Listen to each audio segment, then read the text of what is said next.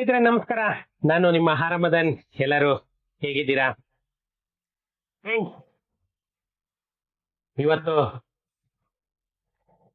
ನಿಮ್ಮ ಹತ್ರ ಒಂದು ವಿಷಯನ್ನ ಹಂಚ್ಕೋಬೇಕು ಅಂತ ಹೇಳ್ಬಿಟ್ಟು ಈ ವಿಡಿಯೋ ಮಾಡ್ತಾ ಇದ್ದೀನಿ. ನಮ್ಮ ಮಾನ್ಯ ಉಪಮುಖ್ಯಮಂತ್ರಿಗಳಾದಂತಹ ನಮ್ಮ ಡಿ.ಕೆ. ಸಾಹೇಬ್ ಏನು ನಮ್ಮ ಡಿ.ಕೆ. ಸಾಹೇಬ್ರು ಒಂದು ಸ್ಟೇಟ್ಮೆಂಟ್ ಅನ್ನ ಕೊಟ್ರು. ನಮ್ಮ BBMP ಲಿಮಿಟ್ ಅಲ್ಲಿ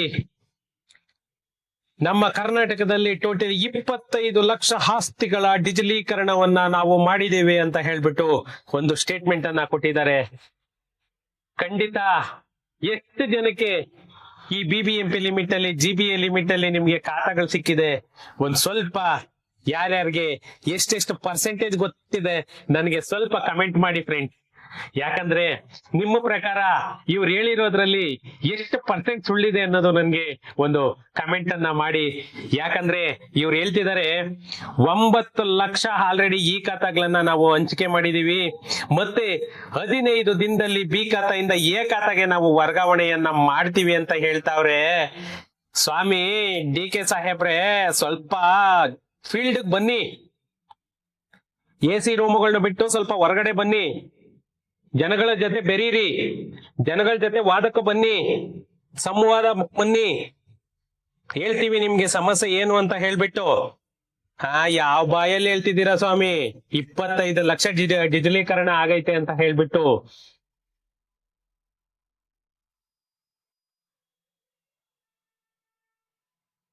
ಏನು ಈ ಹಿಂದೆ ಕೃಷಿ ಭೂಮಿ ಡಿಜಿಟಲೀಕರಣಕ್ಕೆ ಭೂಮಿ ಯೋಜನೆ ಅಂತಂದೇಳಿ ಏನು ತಂದಿದ್ರು, ಇವಾಗ ಎಲ್ಲ ಆಸ್ತಿ ದಾಖಲೆಗಳ ಡಿಜಿಟಲೀಕರಣ ಅಂತಂದೇಳಿ ಏನ್ ಮಾಡಿದ್ರು, ನಮ್ಮ ಬೆಂಗಳೂರಿನ ಎಲ್ಲ ಆಸ್ತಿ ದಾಖಲೆಗಳನ್ನ ಸ್ಕ್ಯಾನ್ ಮಾಡಿ ಇವಾಗ ಈ ಖಾತೆ ವ್ಯವಸ್ಥೆಯನ್ನ ತರಬೇಕು ಅಂತ ಹೇಳ್ಬಿಟ್ಟು ಇವರು ಉದ್ದೇಶ ಇಟ್ಕೊಂಡಿದ್ದಾರೆ.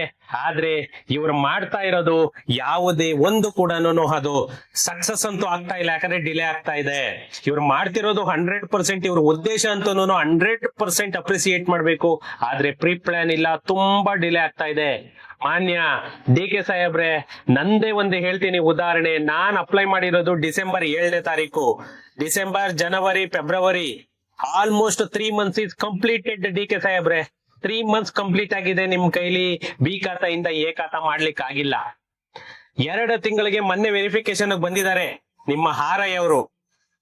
ಯಾವ ಲೆಕ್ಕದಾಗ ಹೇಳ್ತಾ ಇದ್ದೀರಾ ಸ್ವಾಮಿ? ಜನಗಳಿಗೇನು ಇಷ್ಟೊಂದು ಕಣ್ಣಿಗೆ ಮಣ್ಣಿರುತ್ತಾ ಇದ್ದೀರಾ ನೀವು ಅಂತ, ಇಷ್ಟೊಂದು ಬೇಕಪ್ ಮಾಡ್ತಿದ್ದೀರಾ ಜನಗಳನ್ನ ಅಂತ.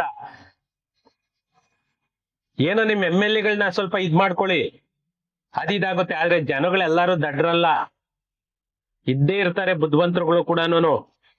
ನಗರದಾದ್ಯಂತ ಇದುವರೆಗೂ 25 ಲಕ್ಷ ಆಸ್ತಿಗಳನ್ನ ಡಿಜಿಟಲೀಕರಣ ಮಾಡಿದೀವಿ. ಅದರಲ್ಲಿ 9 ಲಕ್ಷ ಖಾತೆಗಳನ್ನ ಜನರಿಗೆ ನಾವು ಹಂಚಿಕೆ ಕೂಡ ಮಾಡಿದೀವಿ.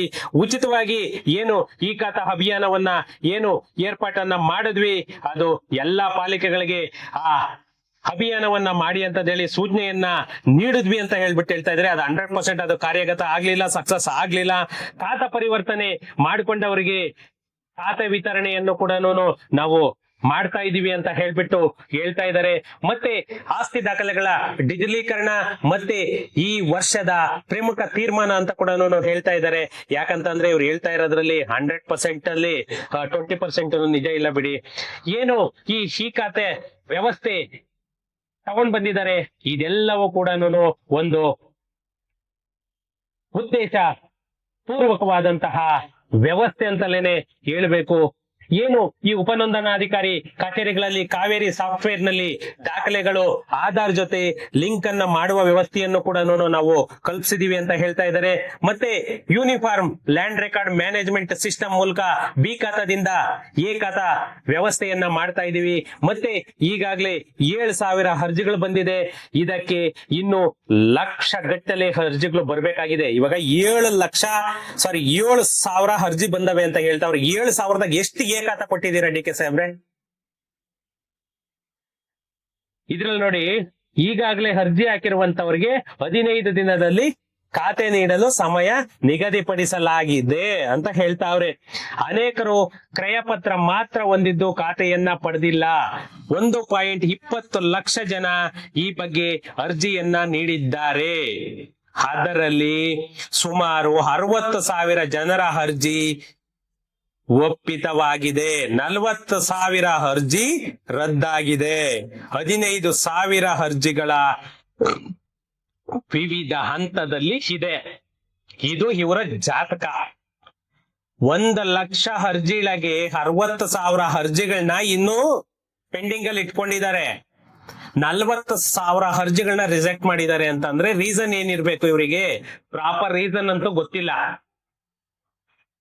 ಯಾಕಂದ್ರೆ ಯಾವುದೇ ಒಂದು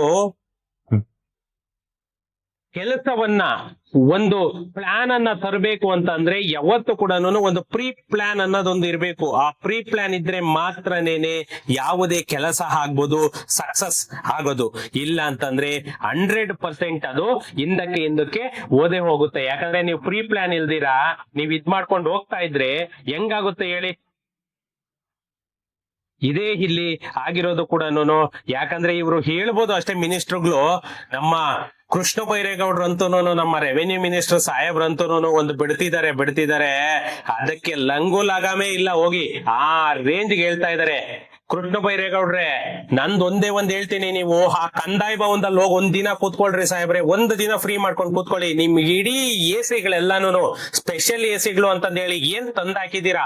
ಪ್ರತಿಯೊಬ್ಬ ಎಸಿ ಕೂಡ ಗವರ್ನಮೆಂಟ್ ಲ್ಯಾಂಡ್ಸ್ ಏನಿದೆ, ಗ್ರಾಂಟ್ ಲ್ಯಾಂಡ್ಸ್ ಅಂತ ಏನಿದಾವೆ, ಪ್ರತಿಯೊಂದು ಲ್ಯಾಂಡ್ ಅನ್ನು ಕೂಡ ರಿಜೆಕ್ಟ್ ಮಾಡ್ತಾ ಇದಾರೆ, ಡಿಸ್ಮಿಸ್ ಮಾಡ್ತಾ ಇದಾರೆ. ಅಂದ್ರೆ ನಿಮ್ಮ ಲೆಕ್ಕದಲ್ಲಿ ಫ್ರೀ ಕೊಟ್ಟಿರೋದೆಲ್ಲಾನು ಗವರ್ನಮೆಂಟ್ ವಶ ಅನ್ಕೊಂಡಿದೀರಾ, ಗವರ್ನಮೆಂಟ್ ಸ್ವತ್ತು ಅನ್ಕೊಂಡಿದೀರಾ? ಯಾಕಂದ್ರೆ ಎಷ್ಟೋ ಭೂಮಿಗಳು ಉಳುವವನೇ ಹೊಲದೊಡೆಯ ಅನ್ನೋ ಒಂದ್ ಇದ್ರಲ್ಲಿ ಬಂದವೆ, ಎಷ್ಟೋ ಭೂಮಿಗಳು ಕಿಮ್ಮತ್ತಲ್ಲಿ ಬಂದವೆ, ಎಷ್ಟೋ ಭೂಮಿಗಳು ದರ್ಖಾಸ್ತಲ್ಲಿ ಬಂದವೆ. ನಿಮ್ಮ ಎಸಿ ಒಬ್ರು ಹೇಳ್ತಾರೆ, ನಿನ್ನೆ ನಾನ್ ಮೀಟ್ ಆದೆ ಒಬ್ಬ ಎಸಿಗೆ, ಹೆಸರು ಹೇಳೋದ್ ಬೇಡ, ಆ ಮನುಷ್ಯ ಹೇಳ್ತಾನೆ, ಆ ಗ್ರಾಂಟ್ ಇದೇನೇನೆ ಇವ ನಮ್ದೇನೇನೆ ಒಂದು ಪೋಸ್ಟ್ಪರ್ ಆರ್ಡರ್ ಆಗಿದೆ, ಹೇಳ್ತಾನೆ ಆ ಮನುಷ್ಯ. ನಿಜವಾಗೂ ಆ ಮನುಷ್ಯನ್ಗೆ KAS ಓದವನ ಇಲ್ಲ SLC ಮೇಲೆ ದುಡ್ಡು ಕೊಟ್ಟು ಬಂದವನ ಅಂತ ಹೇಳ್ಬಿಟ್ಟು ಅನಿಸ್ತು ನನಗೆ. ಯಾಕಂತಂದ್ರೆ ಗವರ್ನಮೆಂಟ್ ಲ್ಯಾಂಡ್ ಆಗಿದ್ರೆ ನಾನು ಆ ಫೈಲನ್ನ ಮುಟ್ಟೋದೇ ಇಲ್ಲ, ಡಿಸ್ಮಿಸ್ ಮಾಡಿ ಕಳ್ಸ್ರಿ, ರಿಜೆಕ್ಟ್ ಮಾಡ್ರಿ ಅಂತ ಹೇಳ್ತಾನೆ ಅಲ್ಲಿ ಕೇಸ್ ವರ್ಕರಿಗೆ. ನಾನು ಆ ಫೈಲನ್ನ ಓದೋದೇ ಇಲ್ಲ ಅಂತ ಹೇಳ್ತಾನೆ. ಕೃಷ್ಣ ಬೈರೇಗೌಡ್ರೆ, ನಂದೊಂದೇ ಒಂದು ಕ್ವಶನ್, ನಿಮ್ಗೆ ಏನಾದ್ರು ಆ ತರ ಅಮೆಂಡ್ಮೆಂಟ್ ಏನಾದ್ರು ಇದೆಯಾ ಸರ್ಕಾರದಿಂದ? ಯಾವುದೇ ಗ್ರಾಂಟ್ ಲ್ಯಾಂಡಿಗೆ ಏನೇ ಕೇಸ್ ಬಂದ್ರು ಕೂಡ ರಿಜೆಕ್ಟ್ ಮಾಡ್ಬೇಕು ಅನ್ನೋ ಅಮೆಂಡ್ಮೆಂಟ್ ಏನಾದ್ರು ಇದೆಯಾ ನಿಮ್ಮ ಹತ್ರ? ಜನಗಳಿಗೆ ಪಬ್ಲಿಸಿಟಿ ಮಾಡ್ರಿ ಅಂತ ವಿಷಯನ್ನ, ಅವಾಗಾದ್ರೂ ಗೊತ್ತಾಗುತ್ತೆ. ಸುಮ್ನೆ ಎಷ್ಟೋ ಜನ ಲಾಯರ್ಸು, ಎಷ್ಟೋ ಜನ ಲ್ಯಾಂಡ್ ಓನರ್ಸು ದುಡ್ಡುಗಳನ್ನೆಲ್ಲ ಕಳ್ಕೊಂಡು, ರೈತರ ಹತ್ರ ದುಡ್ಡುಗಳಿಲ್ಲದೆ ಸಾಲಗಳು ಮಾಡ್ಕೊಂಡು, ಲಕ್ಷಾಂತರ ರೂಪಾಯಿ ನಿಮ್ ಎಸಿಗಳು ಕೊಟ್ಕೊಂಡು, ಕೇಸ್ ವರ್ಕರ್ಗಳು ಕೊಟ್ಕೊಂಡು ಏನ್ರಿ ಬಂದಿರೋದು? ಆ ತರ ಅಮೆಂಡ್ಮೆಂಟ್ ಯಾವ್ದನ್ನ ಇದ್ರೆ ಕಳ್ಸಿ, ಎಲ್ಲರಿಗೂ ಪಬ್ಲಿಸಿಟಿ ಮಾಡಿ ಮೀಡಿಯಾದಲ್ಲಿ. ಯಾಕಂದ್ರೆ ನಿಮ್ಮ ಎಸಿ ಮಾತಾಡೋದ್ ನೋಡಿದ್ರೆ ನಾನು ನಾಳೆ ಲೈವ್ ಅಲ್ಲೇನೆ ವಿಡಿಯೋ ಮಾಡ್ತೀನಿ ನಿಮ್ಮ ಕಂದಾಯ ಭವನಕ್ಕೆ ಹೋಗ್ಬಿಟ್ಟು, ಆ ವಿಡಿಯೋನ ಕೇಳಿಸ್ಕೊಳ್ಳಿ ನೀವು, ಅವಾಗ ಗೊತ್ತಾಗುತ್ತೆ ನಿಮ್ಗೆ ಏನು ಅಂತ ಹೇಳ್ಬಿಟ್ಟು. ನಾನು ಡೈರೆಕ್ಟ್ ಏನು ಈ ರೆವೆನ್ಯೂ ಡಿಪಾರ್ಟ್ಮೆಂಟ್ ಏನು ಇದಿದೆ ವೆಬ್ಸೈಟ್ ಗೆ, ಅದಕ್ಕೇನೆ ನಾನು ಅದನ್ನ ಲಿಂಕ್ ಮಾಡ್ತೀನಿ ವಿಡಿಯೋನ. ಆ ವಿಡಿಯೋನ ನೀವು ನೋಡ್ಕೊಳ್ಳಿ. ಯಾಕಂದ್ರೆ ನಿಮ್ಮ ಎಸಿಗಳ ಜಾತಕ ಎಲ್ಲಾನು ಸೋಮವಾರ ನಾನು ತೆರೆದಿರ್ತೀನಿ. ಯಾಕಂದ್ರೆ ಅಷ್ಟು ಇದಾಗ್ತಾ ಇದೆ ಫೈಲ್ಸ್, ಪ್ರತಿಯೊಬ್ಬರ ರೈತರ ಫೈಲ್ಸ್ ಕೂಡ ರಿಜೆಕ್ಟ್ ಮಾಡಿ ಡಿಸ್ಮಿಸ್ ಮಾಡ್ತಾ ಇದ್ದೀರಾ. ಇದ್ಯಾರಿಗರೆ ಬೇಕು ರೈತರಿಗೆ? ಎಲ್ಲೆಲ್ಲೋ 10 ರೂಪಾಯಿ 20 ರೂಪಾಯಿ ನಂಗೆ ಸಾಲ ತಗೊಂಡ್ ಬಂದು ಅವರು ಅಲ್ಲಿ ಕೇಸುಗಳನ್ನ ಆ ಲಾಯರ್ಗಳಿಗೆಲ್ಲ ಕೊಟ್ಕೊಂಡು, ನಿಮ್ ಕೇಸ್ ವರ್ಕರ್ಗಳಿಗೆಲ್ಲ ಬಕಪಕ್ಷಿ ತರ ಕಾಯ್ತಿದ್ದಾರೆ ನಿಮ್ಮ ಕೇಸ್ ವರ್ಕರ್ಸ್ ಎಲ್ಲಾನು. ಲಕ್ಷಾಂತರ ರೂಪಾಯಿ ಕೊಟ್ಟರು ಕೂಡ ಅವರು ಕೇಸುಗಳನ್ನ ಡಿಸ್ಮಿಸ್ ಮಾಡ್ತಾರೆ ಅಂತಂದ್ರೆ ಹೇಳ್ತಾನೆ ನಿಮ್ಮ ಎಸಿ, ಗವರ್ನಮೆಂಟ್ ಲ್ಯಾಂಡ್ ಆದ್ರೆ ನಾನು ಮುಟ್ಟೋದೇ ಇಲ್ಲ ರೀ ಅಂತ. ಏನ್ ಸ್ವಾಮಿ ಇದೆಲ್ಲ? ಈ ನಮ್ಮ ಕರ್ನಾಟಕದಲ್ಲಿ ಈ ತರ ವ್ಯವಸ್ಥೆ ಇದೆ ಅಂತಂದ್ರೆ ಹೇಳ್ಕೊಳ್ಳಿಕ್ಕೂ ನಾಚಿಕೆ ಆಗುತ್ತೆ ಬಿಡಿ. ಓಕೆ ಫ್ರೆಂಡ್ಸ್, ಇವ್ರ ಬಗ್ಗೆ ಮಾತಾಡ್ತಾ ಹೋದ್ರೆ ಎಷ್ಟು ಬೇಕಾದ್ರೂ ಮಾತಾಡ್ಬೋದು. ಅದ್ರ ಬಗ್ಗೆ ಹೇಳ್ತೀನಲ್ಲ, KGF 1, 2, 3 ಈ ತರ ತೆಕ್ಕೊಂಡು ಹೋಗ್ಬೋದು. ಅಷ್ಟು ಇದಿದೆ ಈ ರೆವೆನ್ಯೂ ಡಿಪಾರ್ಟ್ಮೆಂಟ್ ಅಲ್ಲಿ. ಅವ್ರದೆಲ್ಲ ಜಾತಕಗಳು ಬಗೀತಾ ಹೋದ್ರೆ ನಿಜವಾಗೂ ಅದಕ್ಕೆ ಅಂತ್ಯ ಅನ್ನೋದೇನೆ ಇಲ್ಲ, ಕಂಟಿನ್ಯೂ ಆಗ್ತಾನೆ ಇರುತ್ತೆ ಎಪಿಸೋಡ್ಸ್. ಅದ್ರಿಂದ ಅವ್ರ ಬಗ್ಗೆ ಮಾತಾಡ್ಲಿಕ್ಕೂ ಒಂಥರ ಹೇಸಿಗೆ ಅನ್ಸುತ್ತೆ. ಬೇಡ ಬಿಡಿ ಫ್ರೆಂಡ್ಸ್. ರಿಯಲ್ ಎಸ್ಟೇಟ್ ಏನೇನು ಇದೆ, ಏನೇನ್ ಸರ್ವಿಸ್ ಬೇಕು ನಿಮ್ಗೆ ರಿಯಲ್ ಎಸ್ಟೇಟ್ ಅಲ್ಲಿ, ಯಾರಿಗೆಲ್ಲ ಏನೆಲ್ಲ ಪ್ರಾಬ್ಲಮ್ ಸಾರ್ಟ್ ಔಟ್ ಆಗ್ಬೇಕು, ಯಾವುದೇ ಕೇಸ್ ಆಗ್ಬೋದು ಅಥವಾ ಕನ್ವರ್ಷನ್ ಆಗ್ಬೋದು, ಪ್ರತಿಯೊಂದು ಸರ್ವಿಸ್ ಕೂಡ ಎ ಖಾತಾ, ಬಿ ಖಾತಾ, ಈ ಖಾತಾ ಯಾವುದೇ ಇದ್ರು ಕೂಡ ನಮ್ಮ ಆಫೀಸ್ಗೆ ವಿಸಿಟ್ ಮಾಡಿ ಎಲ್ಲಾ ರೀತಿಯ ಸರ್ವಿಸ್ ಅನ್ನು ಕೂಡ ನಾವು ಕೊಡ್ತಾ ಇದೀವಿ ಫ್ರೆಂಡ್ಸ್. ಅದಕ್ಕೂ ಮುಂಚೆ ನಂದೊಂದು ಸ್ಮಾಲ್ ರಿಕ್ವೆಸ್ಟ್, ನನ್ನ ಚಾನೆಲ್ ಅನ್ನ ಇನ್ನು ಯಾರೆಲ್ಲ ಸಬ್ಸ್ಕ್ರೈಬ್ ಮಾಡ್ಕೊಂಡಿಲ್ಲ ಪ್ಲೀಸ್ ಸಬ್ಸ್ಕ್ರೈಬ್ ಮಾಡ್ಕೊಳ್ಳಿ, ಹಾಗೇನೆ ಸಪೋರ್ಟ್ ಮಾಡೋದನ್ನ ಮರಿಬೇಡಿ ಅಂತ ಹೇಳ್ತಾ ಸಿಗೋಣ ನೆಕ್ಸ್ಟ್ ವಿಡಿಯೋದಲ್ಲಿ. Thank you.